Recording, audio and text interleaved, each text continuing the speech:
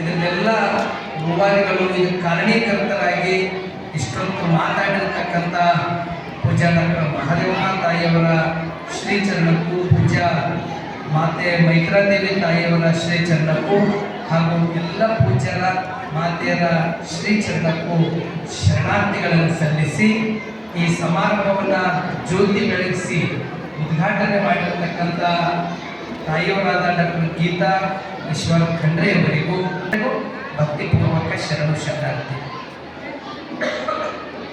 ಇಷ್ಟೊಂದು ಪೂಜ್ಯ ಡಾಕ್ಟರ್ ಮಹಾದೇವಮ್ಮ ತಾಯಿಯವರ ಮಾತುಗಳು ಕೇಳಿರಿ. ಅವ್ರೇನು ಅವ್ರ ಹೃದಯದಲ್ಲಿತ್ತು ಅದನ್ನು ಕಾರ್ಯ ಮಾಡಿ ಮಾತಾಡಿದ್ದಾರೆ. ನಿಜಕ್ಕೂ ಇಲ್ಲಿ ಬಹುತೇಕ ನಮ್ಮದು ನಿಮ್ಮದು ಎಲ್ಲ ಸೌಭಾಗ್ಯ ಇದೆ. ನಮ್ಗೆ ಪೂಜ್ಯ ಡಾಕ್ಟರ್ ಚನ್ನಬಸವ ಪಟ್ಟದೇವರು ಹೋಗಾಗ ಒಂದು ದೊಡ್ಡ ತವನಿಗೆ ಕೊಟ್ಟಿದ್ದು ಪರಮ ಪೂಜ್ಯ ಡಾಕ್ಟರ್ ಬಸವಲಿಂಗ ಪಟ್ಟದೇವರನ್ನು. ಪೂಜ್ಯರ ಒಂದು ಅವರ ಸೇವೆ, ಅವರು ಮಾಡಿರ್ತಕ್ಕಂಥ ಕಾರ್ಯ ಇವತ್ತು ಬಹುತೇಕ ಬಸವಣ್ಣನವ್ರ ಕಾರ್ಯ ಯಾರ್ದೇನು ಮಾಡ್ಕೋತಾರಂದ್ರೆ ಆ ಒಂದು ವ್ಯಕ್ತಿತ್ವ ಸುತ್ತಿದ್ದವ್ರ ಕಡೆಯಿಂದ ಮಾಡ್ಕೋತಾರೆ ಅನ್ನಕ್ಕೆ ಅದು ಬಸವಣ್ಣವರೇ ಸ್ವತಃ ಪರಮ ಪೂಜ್ಯ ಡಾಕ್ಟರ್ ಬಸವಲಿಂಗ ಪಟ್ಟದೇವರಿಂದ ಮಾಡ್ಕೊಂಡಿದ್ದಾರೆ. ನಿಮಗೆಲ್ಲ ಗೊತ್ತಿರ್ತಕ್ಕಂಥದ್ದು ಈ ಮಠದ್ದು ವ್ಯವಸ್ಥೆ ಹೇಗಿತ್ತು. ಮಠ ಒಂದು ಯಾರೇ ಒಂದು ಪೀಠಕ್ಕೆ ಕೂಡಬೇಕಾದ್ರೆ ಎಲ್ಲ ರೀತಿಯ ಆಲೋಚನೆ ಮಾಡ್ತಾರೆ. ಅಂದ್ರೆ ಅಲ್ಲಿ ಏನು ಆಸ್ತಿ ಅದ, ಏನೇನದ ಅಂತಕ್ಕಂಥದ್ದು. ಆದ್ರೆ ಬಹುತೇಕ ಪಾಲ್ಕಿ ಮಠಕ್ಕೆ ವಿದ್ಯಾರ್ಥಿಯಾಗಿ ಬಂದು ಯಾವುದೇ ಫಲಾಪೇಕ್ಷೆ ಇಲ್ಲದೆ ಈ ಕಡೆ ತಾಯಿ ತಂದೆ ಬಡತನ ಹೋಗಲಿ ಅಂತ ಈ ಕಡೆ ಮಠದ ಪ್ರವೇಶ, ಇನ್ನೊಂದು ಗುರುಗಳು ಪೂರ್ತಿ ಆಶೀರ್ವಾದ ಚನ್ನಬಸವ ಪಟ್ಟದೇವರು ಅಪ್ಪರ ಮೇಲೆ ಕೊನೆಗೆ ಎರಡರಲ್ಲಿ ಯಾವ ನಿರ್ಧಾರ ಮಾಡ್ಕೋಬೇಕು. ಈ ಕಡೆ ತಾಯಿಯವ್ರ ಕಣ್ಣೀರು, ಈ ಕಡೆ ತಾಯಿ ಕಡೆಗೆ ಹೋಗ್ಬೇಕಾ ಏನು ಗುರುವಿನ ಕಡೆಗೆ ಹೋಗ್ಬೇಕಂತ ಎರಡರ ಮಧ್ಯದಲ್ಲಿ ಅಪ್ಪರು ಹೆಂಗೆ ನೀರಿನಾಗ ಮೀನು ಹೆಂಗೆ ಚರ್ಪಡಿಸ್ತದಲ್ಲ ಹಂಗೆ ಅಪ್ಪರು ಭಾಳ ತಡ್ಪಡಿಸಿ ಕೊನೆಗೆ ಅವ್ರು ಸಾಷ್ಟಾಂಗ ಹಾಕಿದ್ದು ಯಾರಿಗಂದ್ರೆ ಪೂರ್ತಿ ಸಮರ್ಪಣೆ ಆಗಿದೆ ಡಾಕ್ಟರ್ ಚನ್ನಬಸವ ಪಟ್ಟದೇವರು. ಇವತ್ತು ಅಪ್ಪಗಳಿಗೆ ಸಮರ್ಪಣೆ ಆಗಿದ್ದ ಮೇಲೆ ಎಂತೆಂಥ ಕಾರ್ಯಗಳು, ಎಂತೆಂಥ ಸೇವೆ. ನಿಜಕ್ಕೂ ನಾನು ಮಠದ ವಿದ್ಯಾರ್ಥಿ, ಇಲ್ಲ ಅನೇಕರು ಮಠದ ವಿದ್ಯಾರ್ಥಿಗಳು ಸಂಜುಕುಮಾರ್ ಜುಮೋರ್ ಹಿಡ್ಕೊಂಡು ಮಠದಾಗ ನಾವು ಬಂದಾಗ ಹೆಂಗಿತ್ತು ಪರಿಸ್ಥಿತಿ ಅಂದ್ರೆ ಆ ಘಂಟಿ ಶಬ್ದ ಕೇಳಿ ನಾವು ತಾಟ್ ತಗೊಂಡು ಓಡಿ ಬರ್ತಿದ್ವಿ. ಅಂದ್ರೆ ಅಷ್ಟು ಪರಿಸ್ಥಿತಿ ಮಠದಾಗ ಯಾವುದೇ ರೀತಿಯಿಂದ ಅದು ಹೇಳ್ಕೊಂಬಂದು ಇದ್ದಿಲ್ಲ. ಒಂದು ಲೈಟಿನ ಬಿಲ್ ಕಟ್ಟಬೇಕಾದ್ರೂ ಅಪ್ಪರು ಒಂದು ಊರಿಗೆ ಬಂದು ಪ್ರವಚನ ಮಾಡಿ ಬಂದಿದ್ದು ಹಣ ತಂದು ಆ ಲೈಟ್ ಬಿಲ್ ಕಟ್ತಿದ್ರು. ಆ ನಂತರ ಮಠದಾಗ ನಮ್ಮಂತ ಅನೇಕ ವಿದ್ಯಾರ್ಥಿಗಳ ಹೊಟ್ಟಿ ತುಂಬ ಅನ್ನ ಸಿಗಬೇಕಾದ್ರೆ ಅಪ್ಪರು ಹಿಂಗೆ ಪ್ರವಚನ ಮಾಡಿ ಬಂದಿತ್ತು. ಅದ್ರ ಮೇಲೆ ಮಠ ನಡೀತಿತ್ತು. ಅಂದ್ರೆ ಇವೆಲ್ಲ ಇಂಥ ಒಂದು ಸಮಸ್ಯೆಗಳು, ಕಷ್ಟಗಳು, ನೋವುಗಳಿದ್ದು ಇದು ಒಂದು ರೀತಿ ಬರಡು ಇದ್ದಿದ್ದು ನಂದನ ಮಾಡಿ ಇವತ್ತು 20,000 ಮಕ್ಕಳಿಗೆ ಶಿಕ್ಷಣ ಕೊಡ್ತಾ ಇದ್ದಾರೆ. ಬಹುತೇಕ ಇಲ್ಲಿ ಅಪ್ಪರದು ಮಾತ್ರನೇ ಎಂಥದಂದ್ರ ಇಲ್ಲಿ ಉಜ್ಜಿನಿ ಅಂತ ಅವರ ತಾಲೂಕ ಅಲ್ಲಿ ಒಂದು ಮಗು ಸಿಕ್ಕದಪ್ಪರೇ ನೀವು ಪಾಲನೆ ಪೋಷಣೆ ಮಾಡ್ತೀರಂತ ಆ ತಾಯಿ ಫೋನ್ ಹಚ್ತು. ಅವರು ನಮ್ಮ ಮಠದಾಗ ದತ್ತು ಅಂತಿದ್ದ ಅವ್ರ ತಾಯಿ ಫೋನ್ ಮಾಡಿದ್ರು. ಅಪ್ಪ ಒಂದೇ ಮಾತಿಗೆ ಅವ್ರು ಒಪ್ಕೊಂಡು ಮೈನಾಗ ಅಂಗಿ ಅಲ್ಲ ಅನ್ನೋದು ಭ್ರಾಂತಿ ಇಲ್ಲ. ಹಂಗೆ ಅಪ್ಪರು ಆ ಖುಷಿ ತಗೋಬೇಕಂತಕ್ಕಂಥ ಒಂದು ತವಕ, ಆ ಉತ್ಕಟ ಹಂಗೆ ಹೋಗ್ಲತ್ತಾರೆ. ಹಾಗೇನು ಅವ್ರ ಬಳಿ ಯಾವುದೇ ಕಾರು ಯಾವುದೇ ವ್ಯವಸ್ಥೆ ಇದ್ದಿಲ್ಲ. ಬಸ್ಸಿಗೆ ಅಲ್ಲಿ ಹೋಗೋಸ್ತನ ಕೂಸಿಲ್ಲ.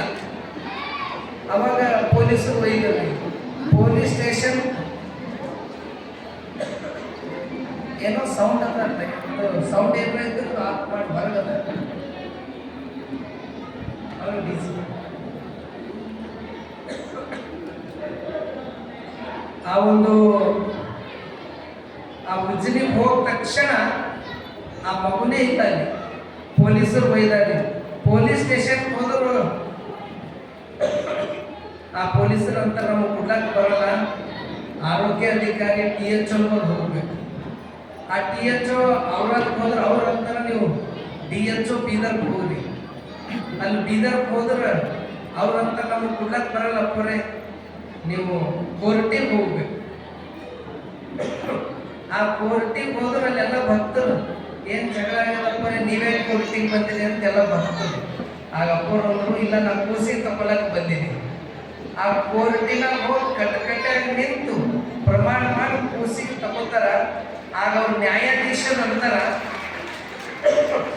ಆ ನ್ಯಾಯಾಧೀಶರ ಅಂತಾರ, ಬಹುತೇಕ ನಾ ಬಹಳಷ್ಟು ನ್ಯಾಯ ಕೊಡ್ತೀನಿ, ಸನ್ಯಾಸಿಗಳಿಗೆ ಈ ರೀತಿ ಬಂದು ಸನ್ಯಾಸಿಗಳಿಗೆ ನಾನು ಈ ರೀತಿ ಜಡ್ಜ್ಮೆಂಟ್ ಕೊಟ್ಟಿದ್ದು ನನ್ನ ಜೀವನ ಸಾರ್ಥಕ ಆಯ್ತಪ್ಪೋರೆ ಅಂತ ಅವ್ರು ಧನ್ಯ ಎದ್ದು ನಿಂತು ಅವರು ಸಲ್ಲಿಸಿದ್ರು. ಅಂದ್ರೆ ಅವತ್ತು ಆರಂಭ ಆಗಿರ್ತಕ್ಕಂಥ ಒಂದು ಕೂಸು ಇವತ್ತು 150 ಮಕ್ಕಳಿಗೆ ಪಾಲನೆ ಪೋಷಣೆ ಮಾಡಿ ಆ ಮನೆಗೆಲ್ಲ ಬೆಳಕಾದವರು ಭಾಗ್ಯ ಪರಪೂಜ ಡಾಕ್ಟರ್ ಬಸವಲಿಂಗ ಪಟ್ಟದ್ದು. ನಮ್ಮಲ್ಲಿ ಹಣ ಅದ, ಸಂಪತ್ತದ, ಅಧಿಕಾರದ, ಐಶ್ವರ್ಯ ಅದ, ಎಲ್ಲ ಅದ, ಮನೆಯ ಮಕ್ಕಳು ಇಲ್ಲದೆ ಅಪ್ಪ ಲಕ್ಷ ಲಕ್ಷ ಈಗೂ ಕೂಡ ಕಿವುದಾಗ ನಿಂದಿರ್ತಾರೆ, ಮಕ್ಕಳಿಲ್ಲ ಅಂತ ತಿಳ್ಕೊಂಡು. ಅಂತ ಯಾರಿಗೆ ಮಕ್ಕಳಿಲ್ಲ ಅಂಥವರಿಗೆ 120ಕ್ಕಿಂತ ಹೆಚ್ಚು ಮಕ್ಕಳಿಗೆ ಕೊಟ್ಟು ಇವತ್ತು ಇನ್ನೂ ವಿಶೇಷಚೇತನ ಮಕ್ಕಳು ಅಂದ್ರೆ ಎಲ್ಲ ಆ ಶಕ್ತಿ ಇಲ್ಲ, ನಿದ್ರ ಶಕ್ತಿ ಇಲ್ಲ, ಹೆಜ್ಜೆ ಇಡತಕ್ಕಂಥ ಶಕ್ತಿ ಇಲ್ಲ. ಆ ವಿಶೇಷಚೇತನ ಮಕ್ಕಳಿಗೆ ಇನ್ನೂ ಗುರುಕುಲದಲ್ಲಿ ಅಪ್ಪವರು ಅವ್ರಿಗೆ ಪಾಲನೆ ಪೋಷಣೆ ಮಾಡ್ಲತ್ತಾರ. ನಿಜವಾದ ಅಪ್ಪವರು ಮಕ್ಕಳಿಗೆ ಬಸವಣ್ಣನನ್ನ, ಬುದ್ಧನನ್ನ, ಅಂಬೇಡ್ಕರ್ನ, ಅಕ್ಕ ಮಹಾದೇವಿಯವರನ್ನ, ವಿವೇಕಾನಂದರನ್ನ, ಭಗತ್ ಸಿಂಗರನ್ನ ಅವೆಲ್ಲ ಅಪ್ಪವ್ರಿಗೆ ಎಲ್ಲಿ ಕಂಡ್ರಲ್ಲ ಆ ಮಕ್ಕಳ ಹೃದಯದಲ್ಲಿ ಕಂಡು ಮಕ್ಕಳ ಸೇವೆಯನ್ನ ಅಪ್ಪವರು ಮಾಡಿದ್ದಾರೆ. ಇವತ್ತು ಅಂತ ಒಂದು ಸೇವೆ ಇವತ್ತು ಅವರು ಹುಟ್ಟಪ್ಪ ಕೂಡ ಅವರು ಮಾಡಿಕೊಂಡಿಲ್ಲ.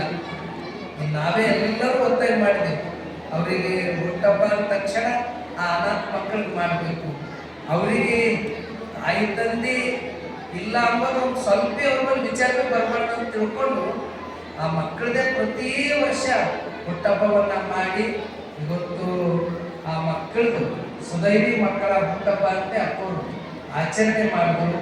ಇವತ್ತು ಆ ಮಕ್ಕಳು ಇವತ್ತು ಅವರು ಒಳ್ಳೆ ಸ್ಥಾನದ ಮೇಲೆ ಅವರು ಒಂದು ಇದರಲ್ಲಿ ಒಳ್ಳೆ ರೀತಿಯ ನಾಗರಿಕರಾಗಿ ಅವರು ನಿರ್ಮಾಣ ಆಗಿದ್ದಾರೆ. ಮತ್ತು ಆ ಮಕ್ಕಳಿಗೆ ನಿಜವಾದ ಒಂದು ಲಿಂಗ ಪೂಜೆ ರೀತಿಯಲ್ಲಿ ಅಪ್ಪರು ಆ ಸೇವೆಗೆ ಇದ್ದಾರೆ. ಅದೇ ರೀತಿ ಇಲ್ಲಿ ಟೇಕಡಿಗೆ ಅಪ್ಪರ ಜೊತೆ ನಾನೇ ವಾಕಿಂಗ್ನಲ್ಲಿದ್ದೆ. ಆ ವಾಕಿಂಗ್ ಸಂದರ್ಭದಲ್ಲಿ ರಾತ್ರಿ 6:30-7 ಗಂಟೆ ಸುಮಾರಿಗೆ ಒಂದು ಟೆಂಪೋ ಬಂದು ಅಪ್ಪರಿಗೆ ದರ್ಶನ ಮಾಡಿ ಆ ಟೆಂಪೋದಾಗಿನ ಡ್ರೈವರ್ ಹೇಳಿ ನಮಸ್ಕಾರ ಮಾಡ್ತಾರೆ. ಯಾವ ಊರದು ಅವ್ರದ್ದು ಆಗ್ತದೆ, ಎಲ್ಲಿಗೆ ಹೊಂಟ್ರಿ, ಇದ್ರಾಗ ಏನು ತಗೊಂಡು ನಡೆದೀವಿ, ಇದ್ರಾಗೆಲ್ಲ ಆಕಳವರಿ ಇವೆಲ್ಲ ಕಾಕ್ಸರಿಗೆ ಒಯ್ಲತ್ತಿದ್ದೆವು ಅಪ್ಪನವರು. ಮತ್ತು ಅದು ಭೀ ನಮ್ಮಂಗ ಜೀವ ಅದ, ಅದು ಭೀ ನಮ್ಮಂಗ ಜೀವ ಅದ, ಅದಕ್ಕೆ ಜೀವತೆಗೆ ಕೆಲಸ ಮಾಡಬಾರ್ದು. ನನಗೆ ರೊಕ್ಕ ಬಂದವ್ರಿ ರೊಕ್ಕ ಬಂದವ ನಾನು ಸೆಲೆಕ್ಟ್ ತಗೊಂಡು ನಡೀನಿ, ಮತ್ತು ನಾನೇ ರೊಕ್ಕ ಕೊಡ್ತೀನಿ, ಆಯ್ತು ನೀವು ಕೊಟ್ಟರು ನಾನು ಕೊಡ್ತೀನಿ ಅಂತ ಹೇಳಿ ಅಪ್ಪ ಮತ್ತೆ ಯಾರು ಒಂದೇದು ಸಾಲ ತರಿಸಿ ಅವರಿಗೆ ದುಡ್ಡು ಕೊಟ್ಟು ಆ ಪ್ರಾಣಿಗಳನ್ನ ಜೀವಗಳನ್ನು ಉಳಿಸಿದವರು ಪರಮ ಪೂಜ್ಯರು. ಅವತ್ತೇ ಮುರುಗಾಯಿ ರಾಮಣ್ಣ ಗೋಶಾಲೆ ಅಂತ ಅಪ್ಪರು ಪ್ರಾರಂಭ ಮಾಡಿದ್ರು. ಏನು ಬಸವಣ್ಣವ್ರು ಏನು ಬಸವಣ್ಣವ್ರು ಏನು ಅದು ಆಚರಣೆ ತಂದಿರು, ಅದೇ ಒಂದು ಒಂದು ಇನ್ನೊಂದು ಆ ಬಸವಣ್ಣವ್ರ ಸ್ವರೂಪ ನಾವೆಲ್ಲ ನೋಡ್ಬೇಕಂದ್ರೆ ಅದೇ ಪ್ರತಿಬಿಂಬ ನಾವು ನೋಡೋದಿಲ್ಲಾದ್ರಿದ್ರೆ ಪರಮ ಪೂಜೆ ಡಾಕ್ಟರ್ ಬಸವಲಿಂಗ ಪಟ್ಟದೇವರು. ಏನು ಅವರು ಬಸವಣ್ಣವರು ಎಲ್ಲಿ ದಯಾದ ಧರ್ಮ ಅಂತ ಹೇಳೋದು, ಅಂಥವ್ರನ್ನ ಪಾಲನೆ ಪೋಷಣೆ ಮಾಡೋದು. ಎಷ್ಟೋ ಜನ ವಯಸ್ಸಾಗಿನವರು ಮಠದಾಗ ಬರ್ತಾರೆ, ಅವ್ರಿಗೆ ಪಾಲನೆ ಪೋಷಣೆ ಮಾಡೋದು. ಯಾರು ನೋಡಲ್ಲ ಅಂಥವ್ರಿಗೆ ಅತ್ಯಂತ ಕಾಳಜಿ ಮಾಡೋರೇ ಪರಮ ಪೂಜ್ಯ ಅಂತ ಅನೇಕ ತಾಯಂದಿರನ್ನ ಪಾಲನೆ ಪೋಷಣೆ ಮಾಡೋದು. ಅದರ ಜೊತೆ ಇವತ್ತು ವೃದ್ಧಾಶ್ರಮಗಳು, ಗೋಶಾಲೆ, 20,000 ಮಕ್ಕಳಿಗೆ ಶಿಕ್ಷಣ ಇವೆಲ್ಲ ಮಾಡ್ಕೊಂತ ಮತ್ತು ಧಾರ್ಮಿಕ ಸೇವೆ. ಇವತ್ತೇನು ಮುಖ್ಯಮಂತ್ರಿಯವರು ಯಡಿಯೂರಪ್ಪರು ಇದ್ದಾಗ ಅನೇಕ ಸರ್ತಿ ಮನೆಗೆ ಹೋದ್ರು. ಅವ್ರು ಯಾರೇ ಮುಖ್ಯಮಂತ್ರಿ ಅವ್ರ ಬಲ್ಲೆಲ್ಲ ಹೋಗಿದ್ರು. ಅನುಭವ ಮಂಟಪ ಆಗ್ಬೇಕು, ಅನುಭವ ಮಂಟಪ ಆಗ್ಬೇಕು. ಮುಖ್ಯಮಂತ್ರಿಯವರೇ ಸ್ವತಃ ಇಲ್ಲಿ ಬಂದು ಎಲ್ಲರೂ ವೇದಿಕೆ ಮೇಗಿದ್ದು. ಅವ್ರು ಯಡಿಯೂರಪ್ಪರಿಗೆ ಅಪ್ಪವರು ಇದು ಚನ್ನಬಸವ ಪಟ್ಟದೇವ್ರ ಒಂದು ರಂಗಮಂದಿರ ಆಗ್ಬೇಕಂದಾಗ ಆ ರಂಗಮಂದಿರ ಚನ್ನಬಸವ ಪಟ್ಟದೇವ್ರ ರಂಗಮಂದಿರ ಅಂತ ನಾಮಕರಣ ಅದು ಲಾಂಚ್ ಮಾಡಕ್ಕೆ ಬಂದಾಗ ಅಪ್ಪವ್ರ ಅನುಭವ ಮಂಟಪ ಬಗ್ಗೆ ಬಹಳ ಸರಿಯಾಗಿ ಹೇಳಿದ ತಕ್ಷಣ ಅವ್ರು ಯಡಿಯೂರಪ್ಪನವರು ಇಷ್ಟೊಂದು ಗುರುಗಳ ಆದೇಶ ಮಾಡ್ಯಾರ. ಇದೇ ಒಂದು ಅಧಿವೇಶನದಲ್ಲಿ ಇದೇ ಬಜೆಟ್ನಲ್ಲಿ 200 ಕೋಟಿ ರೂಪಾಯಿ ಇಟ್ಟು ಮತ್ತೆ ನಾವು ಭೂಮಿ ಪೂಜೆ ಮಾಡ್ತೀನಿ ಅಂತ ಹೇಳಿ ನುಡಿದಂತೆ ನಡೆದವರು ಯಡಿಯೂರಪ್ಪನವರು. ಅದಕ್ಕೆಲ್ಲ ಅಪ್ಪವ್ರದವರು ದೂರದರ್ಶಿ, ಅದಕ್ಕೊಂದು ನೀಲಿ ನಕಾಶೆ ಮಾಡಿದವರು ಸನ್ಮಾನ್ಯರಾಗಿರ್ತಕ್ಕಂಥ ಈಶ್ವರ್ ಖಂಡ್ರೆಯವರು. ಮತ್ತೆ ಮುಂದೆ ಮುಖ್ಯಮಂತ್ರಿ ಸಿದ್ದರಾಮಯ್ಯವರು ಅವ್ರ ಹತ್ತಿರ ಹೋಗಿ ಸಾಂಸ್ಕೃತಿಕ ನಾಯಕ ಬಸವಣ್ಣ ಘೋಷಣೆ ಮಾಡಿ ಅಂತ ಹೇಳಿ ನೂರಾರು ಪೂಜ್ಯರನ್ನ, ಪ್ರಗತಿಪರ ಚಿಂತಕರನ್ನ ಕರ್ಕೊಂಡು ಇವತ್ತು ಕರ್ನಾಟಕ ಸರ್ಕಾರದ ಸಾಂಸ್ಕೃತಿಕ ನಾಯಕ ಅಂತ ಘೋಷಣೆ ಆಗಲಿಕ್ಕೆ ಅದು ಅಪ್ಪೊಳದೆ ಎಲ್ಲಕ್ಕಿಂತ ಮುಂದಾಳತ್ವದಲ್ಲಿ ಅದು ಕಾರ್ಯ ಆಗಿದೆ. ಇತ್ತೀಚೆಗೆ ಅನುಭವ ಮಂಟಪ ಒಂದು ಆಗಿದ ಮೇಲೆ ಅದು ವಚನ ವಿಶ್ವವಿದ್ಯಾಲಯ ಆಗ್ಬೇಕಂತಕ್ಕಂಥದ್ದು ಅಪ್ಪರ ದೂರದೃಷ್ಟಿ. ಅದಕ್ಕೆ ವಿಶೇಷವಾಗಿ ಸನ್ಮಾನ್ಯರಾಗಿರ್ತಕ್ಕಂಥ ಈಶ್ವರ ಖಂಡ್ರೆ ಸಹಕಾರದಿಂದ ಈ ವಚನ ವಿಶ್ವವಿದ್ಯಾಲಯ ಕೂಡ 25 ಎಕರೆ ಜಮೀನನ್ನ ಸರ್ಕಾರ ನೀಡಿದೆ. ಇನ್ನು ಕೆಲವೇ ದಿನಗಳಲ್ಲಿ ಅದು ಕಾರ್ಯರೂಪ ಬರ್ತದಂತಕ್ಕಂಥ ಮಾತನ್ನು ತಿಳಿಸಿ, ಏನು ಬಸವಣ್ಣವರು ವಚನ ಇದೆ, ಬಸವಣ್ಣವ್ರದ್ದು ನಿಜವಾದ ಲಿಂಗ ಪೂಜೆ, ಈ ಲಿಂಗ ಪೂಜೆಯೇ ನಿಜವಾದ ಸೇವೆ.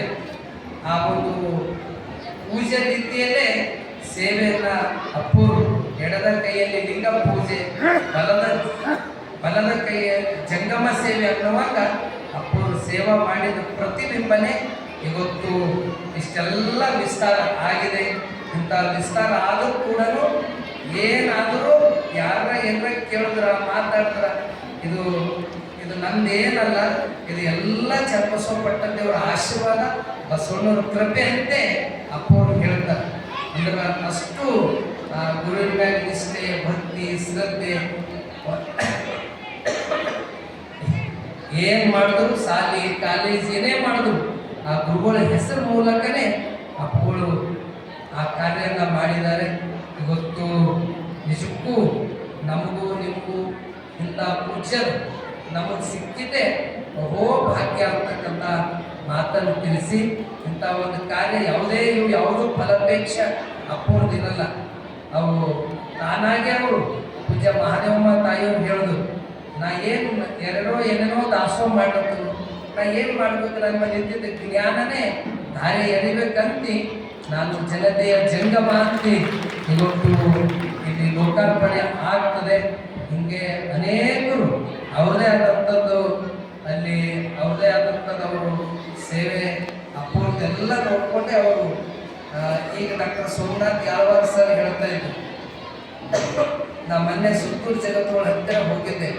ಅವರಂದ್ರು ಉಪರಾಷ್ಟ್ರಪತಿಗೆ ರಾಷ್ಟ್ರಪತಿಗೆ ಸನ್ಮಾನ ಮಾಡದೆ ನೋಡಿದೆವು, ಆದ್ರೆ ಸ್ವತಃ ಉಪರಾಷ್ಟ್ರಪತಿನೇ ಗುರುಗಳಿಗೆ ಸನ್ಮಾನ ಮಾಡಿ ನೋಡಿದ್ದು ಅದು ಭಾಲ್ಕಿ ಶ್ರೀಗಳ ಒಂದೇ ಇರತಕ್ಕಂಥ ಮಾತು ಜಗತ್ತೊಳ ಹೇಳಿದ್ರು. ಈಗ ಯಾವಾರ ಸರ್ ಅಂದರು, ವ್ಯಕ್ತಿತ್ವ ಹಾಗಿದ್ದಾಗ ಉಪರಾಷ್ಟ್ರಪತಿ ಎಲ್ಲ ಮತ್ತು ಅವ್ರಿಗಿಂತ ದೊಡ್ಡವ್ರು ಬಂದು ಭಾಲ್ಕಿ ಅಪ್ಪರಿಗೆ ಮಾಡ್ತಾರ ಅಂತಕ್ಕಂಥ ಮಾತು ನಿಜಕ್ಕೂ ಅಪ್ಪವ್ರದ್ದು ಏನೇ ಇದ್ದರೂ ಕೂಡ ಅದು ಒಂದು ರೀತಿ ಅದು ಭಾಳ ಕಾಳಜಿ, ನಿಷ್ಠೆ, ಶ್ರದ್ಧೆ ಏನೇ ಮಾಡಿದ್ರು. ಇವತ್ತು ಬೀದರ್ ಜಿಲ್ಲೆ ಅಂದ ತಕ್ಷಣ ಹೆಂಗೋ ನೋಡ್ತಿದ್ರು. ಇವತ್ತು ಬೀದರ್ ಜಿಲ್ಲೆಯಲ್ಲಿ IIT, NIT, IIIT, NEET, NDA ಇವತ್ತೊಂದು ಮಕ್ಕಳ ಭವಿಷ್ಯ ಇವತ್ತು ಬಹುತೇಕ ರಾಷ್ಟ್ರ ಮಟ್ಟದಲ್ಲಿ ಪರೀಕ್ಷೆಯಲ್ಲಿ ಅವರು ವಿಶೇಷ ಸ್ಥಾನಮಾನ ತಕ್ಕೊಲಿಕ್ಕೆ ಅದಕ್ಕೆ ಕಲ್ಪವೃಕ್ಷ ಯಾರಾದರೂ ಇದ್ದರೆ ಪರಮ ಪೂಜ್ಯ ಡಾಕ್ಟರ್ ಬಸವಲಿಂಗ ಪಟ್ಟದೇವರು. ಪೂಜ್ಯರು ಈ ಕಡೆ ಶೈಕ್ಷಣಿಕ, ಸಾಮಾಜಿಕ, ಧಾರ್ಮಿಕ ಇಟ್ಕೊಂಡು ಇಷ್ಟೆಲ್ಲ ಸೇವೆ ಮಾಡಿದ್ರು ಕೂಡ ಅವರು ಯಾವುದೇ ರೀತಿಯಿಂದ ಅದು ಎಲ್ಲವೂ ಗುರುವಿನ ಆಶೀರ್ವಾದ ಅಂತಕ್ಕಂಥ ಭಾವ ಮನಸ್ಥಿತಿ ಅವ್ರದ್ದಿದೆ. ಅಂತ ಪೂಜ್ಯರು ಅವರು ನಮಗ ಲಿಂಗ ದೊರಕಿದ್ದೇ ಒಂದು ಅಹೋಭಾಗ್ಯ ಅಂತಕ್ಕಂಥ ಮಾತನ್ನು ತಿಳಿಸಿ ಮತ್ತೊಮ್ಮೆ ಈ ಕಾರ್ಯಕ್ರಮವನ್ನು ಜ್ಯೋತಿ ಬೆಳಗಿಸಿ ಉದ್ಘಾಟಿಸಿರ್ತಕ್ಕಂಥ ನಾನು ಬೆಳಗ್ಗೆ ಮಾತಾಡಿದೆ, ಅವಾಗ ಪ್ರಶಸ್ತಿ ತಗೊಂಡ್ರವರೇ ನಿಮಗೆ ಅಭಿನಂದನೆ ಅಂತೆ. ಬಹುತೇಕ ನಮ್ಮ ಭಾಗದಾಗ ರಾಜಕೀಯ ರಂಗದಲ್ಲಿ ಒಬ್ಬರು ಗೆಲ್ಲಲೇ ಒಂದು ದೊಡ್ಡ ಸಾಹಸ. ಅದು ಒಬ್ಬರು ಬಿಟ್ಟು ಇಬ್ಬರನ್ನ ನಿರ್ಮಾಣ ಮಾಡಿದ ತಾಯಿ ಡಾಕ್ಟರ್ ಗೀತಾ ಈಶ್ವರ್ ಖಂಡ್ರೆ ಅವರು. ಆ ಒಂದು ಖಂಡ್ರೆ ಮಾಡಿದ ಬೆನ್ನಿಂದ ಬೆಳೆದಂದ್ರೆ ಗೀತಾ ತಾಯಿಯವರಿದ್ದಾರೆ. ಅವ್ರು ಯಾವುದೇ ಒಂದು ಇಷ್ಟೆಲ್ಲ ಇದ್ದರೂ ಕೂಡ ಹಮ್ಮು ಬಿಮ್ಮು ಯಾವುದೇ ಇದು ಇದ್ದಾಗ ಎಲ್ಲರ ಜೊತೆ ಪ್ರೇಮ ಪ್ರೀತಿಯಿಂದ ಅವ್ರು ಈಗ ಹೇಳಿದ್ರಲ್ಲ, ಯಾರಿಗಾರ ಒಪ್ಪಿಸ್ಬೇಕಾದ್ರೆ ಮನೆಗೆ ಹೋಗಿ ಒಪ್ಪಿಸಿದ್ರೆ ಬರ್ತಾರೆ. ಆದ್ರೆ ಫೋನ್ಯಾಗ ಮಾತು ಕೇಳಿದ ತಕ್ಷಣ ಬರ್ತಕ್ಕಂಥ ಹೃದಯವಂತಿಕೆ ನಾವು ಕಂಡಿದ್ದು ಡಾಕ್ಟರ್ ಗೀತಾ ಈಶ್ವರ್ ಖಂಡ್ರೆ ಅವ್ರು ಬಂದು ಈ ಲೋಕಾರ್ಪಣ ಈ ಉದ್ಘಾಟನೆ ಮಾಡಿದ್ರು. ಮತ್ತು ನಮ್ಮ ಗುರುಕುಲದಲ್ಲೂ ಕೂಡ ವಿಚಾರ ಸಂಕಿರಣ ಇದ್ದಾಗ ಅವಾಗೂ ಅವರೇ ಬಂದು ಅಲ್ಲಿ ಜ್ಯೋತಿ ಬೆಳಗಿಸಿದ್ರು. ಅಂತ ತಾಯಿಯವರು ನಿನ್ನೆ ಪುರಸ್ಕಾರ ತಗೊಂಡು ಫಸ್ಟ್ ಇಲ್ಲೇ ಉದ್ಘಾಟನೆ ಮಾಡಿ ಸನ್ಮಾನವನ್ನು ಸ್ವೀಕರಿಸಿದ್ದಾರೆ. ಅಂತ ತಾಯಿಯವರಿಗೂ ಮತ್ತು ಈ ಪುಸ್ತಕ ಇಷ್ಟು ಚಲೋ ಅದರಲ್ಲಿ ಅಪೋರ್ಟ್ ಏನದನೋ ಅದನ್ನೇ ನಾನು ನಿನ್ನೆ ನೋಡಿದ್ದೆ. 76 ಲೇಖನಗಳಿವೆ. ಅದರಲ್ಲಿ ಏನು ಜನರ ಹೃದಯದಲ್ಲಿ ಅಪೋರ್ಟ್ ಹೆಂಗೆ ಆಗ ಅಂಬದೇ ಅದು ಆ ಲೇಖನ ಮೂಲಕ ಹೊರಗೆ ತಂದಿದ್ದಾರೆ ಪೂಜ್ಯ ಮಹಾದೇವಮ್ಮ ತಾಯಿಯವರು. ಅದಕ್ಕೆ ರಘುಶಂಕರ್ ಭಾತಮ್ರವರು ನಮ್ಮ ಭಾಗದ ಸಾಹಿತಿಗಳು, ಶಿಕ್ಷಕರು, ಅನುಭವಿಗಳು ಅದನ್ನು ಅವ್ರ ಮಾತುಗಳನ್ನ ಕೇಳೋಣ ಅಂತಕ್ಕಂಥ ಮಾತನ್ನು ತಿಳಿಸಿ, ಅದೇ ರೀತಿ ಡಾಕ್ಟರ್ ಸೋಮನಾಥ್ ಯಾದವ್ರ ಬಗ್ಗೆ ಏನು ಹೇಳಬೇಕು ಶಬ್ದಗಳೇ ಕಡಿಮೆ ಆಯ್ತವ. ವ್ಯಕ್ತಿತ್ವ ಭಾಳ ದೊಡ್ಡದ. ಇವತ್ತು ಅನುಭವ ಮಟ್ಟದಾಗ ಏನೇ ಬರ್ತದಲ್ಲ ಕೃತಿಗಳಂದ್ರೆ ಅದ್ರ ಹಿಂದ ದೊಡ್ಡ ಶಕ್ತಿ ನಮಗೆ ಯಾರಾದ್ರೂ ಇದ್ರೆ ಅದು ಡಾಕ್ಟರ್ ಸೋಮನಾಥ್ ಯಾದವ್. ನಾನು ಯಾವಾಗಲೂ ಹೇಳ್ತೀನಿ, ಅನುಭವ ಮಟ್ಟದ ಹಿಂದ ಶಾಂತರಸರು ಅಂತಿದ್ರು, ಅದೇ ಒಂದು ಇದು ಯಾದವ್ ಸರ್ ಅವರು ಇದ್ದಾರೆ ಅಂತ. ಅಪ್ಪೋರಿಗೆ ಸಾಹಿತ್ಯ ರಂಗದ ದೊಡ್ಡ ಶಕ್ತಿ ಯಾದವ್ ಸರ್ ಅವರು. ಮತ್ತು ಡಾಕ್ಟರ್ ಮಹೇಶ್ ಬಿರಾದರ್ ಅವರು ಬಸವಗುರು ಪೂಜೆಯನ್ನು ನೆರವೇರಿಸಿ ಈ ಸಂಗಮದ ಒಂದು ಘನತೆ ಗೌರವವನ್ನು ತಂದುಕೊಟ್ಟು ಡಾಕ್ಟರ್ ಮಹೇಶ್ ಬಿರಾದರ್ ಅವರು ಇಲ್ಲಿದ್ದಾಗೂ ವೈದ್ಯಕೀಯ ಕ್ಷೇತ್ರದಲ್ಲಿ ನಕ್ಕೋತ್ ಎಲ್ಲರ ಜೊತೆ ಪ್ರೇಮದಿಂದ ಇರೋರು ಡಾಕ್ಟರ್ ಮಹೇಶ್ ಬಿರಾದರ್ ಅವರು. ಇಲ್ಲೆಲ್ಲ ಸೇವೆಯನ್ನು ಮೆಚ್ಚಿಕೊಂಡ ಮತ್ತು ಯಾದಗಿರಿಯವರು ಅಲ್ಲಿ ಕರೆಸಿ ಅವರಿಗೆ ಆ ಒಂದು ಹುದ್ದೆಯನ್ನು ಕೊಟ್ಟಿದ್ದಾರೆ ಅಂತ ಡಾಕ್ಟರ್ ಮಹೇಶ್ ಬಿರಾದರ್ ಅವರಿಗೂ.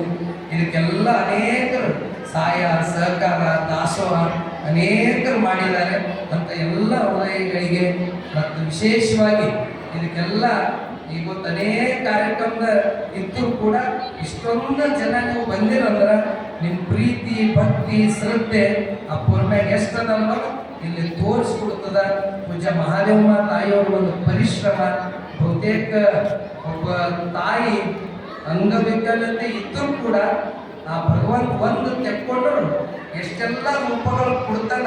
ಬಹುಮುಖ ಪ್ರತಿಭೆ ನಾವು ನೋಡ್ಬೇಕಂದ್ರೆ ಪೂಜ್ಯ ಡಾಕ್ಟರ್ ಮಹಾದೇವಮ್ಮ ತಾಯಿಯವ್ರ ಹತ್ತಿರ ಅವ್ರ ಸಾಹಿತ್ಯ, ಸಂಗೀತ, ಪ್ರವಚನ, ಆ ಭಜನೆಗಳು, ಆ ನಾಟಕಗಳು ಅವೆಲ್ಲವೂ ಇವತ್ತು ಹಳ್ಳಿಗೆ ಆ ಒಂದು ಅಕ್ಕನ ಬಳಗವನ್ನು ತಯಾರು ಮಾಡಿ, ನಾನು ಮೊನ್ನೆ ಅಕ್ಕನಗಾವದಲ್ಲಿ ಹೋದಾಗ ಕೂಡ ಅಲ್ಲಿ ಅಕ್ಕನ ಬಳಗದವ್ರು ಎಲ್ಲರೂ ಭಾಳ ಒಂದೇ ಸಮವಸ್ತ್ರದಿಂದ ಕೋಲಾಟವನ್ನು ಕಲಿಸಿದವರು ಪೂಜ್ಯ ಮಹಾದೇವಮ್ಮ ತಾಯಿಯವರು ಅಂತಕ್ಕಂಥ ಮಾತು ಹೇಳಿದ್ರು. ಯಾವುದೇ ಊರು ಅದು ಕಮ್ಮನಗರ ಇರಲಿ, ಸಂಘವಿರಲಿ, ಒಂದು ಎಲ್ಲೇ ಒಂದು ಭಕ್ತಿ ವಾತಾವರಣವನ್ನು ಪೂಜ್ಯ ಮಹಾದೇವಮ್ಮ ತಾಯಿಯವರು ಆ ಭಕ್ತಿ ವಾತಾವರಣವನ್ನು ಮಾಡಿ ಇವತ್ತಿಷ್ಟೆಲ್ಲ ಜನ ಬರಲಿಕ್ಕೆ ಆ ತಾಯಿಯವ್ರ ಪಾತ್ರ ಅಗಾಧಿದೆ ಅಂತಕ್ಕಂಥ ಮಾತನ್ನು ತಿಳಿಸಿ ಇಲ್ಲಿ ನಮ್ದು ಏನೇ ಕಾರ್ಯಕ್ರಮಗಳಿದ್ದು ಡಾಕ್ಟರ್ ಭೀಮಸೇನ್ ಸಿಂಧೆ ಅವರು ಕೂಡ ಏನೂ ಅಪೇಕ್ಷೆ ಇಲ್ಲದೆ ಒಂದು ಭಕ್ತಿಯಿಂದ ಅವರು ಬಂದಿದ್ದಾರೆ ಅಂತ ಸಿಂಧೆ ಅವರಿಗೂ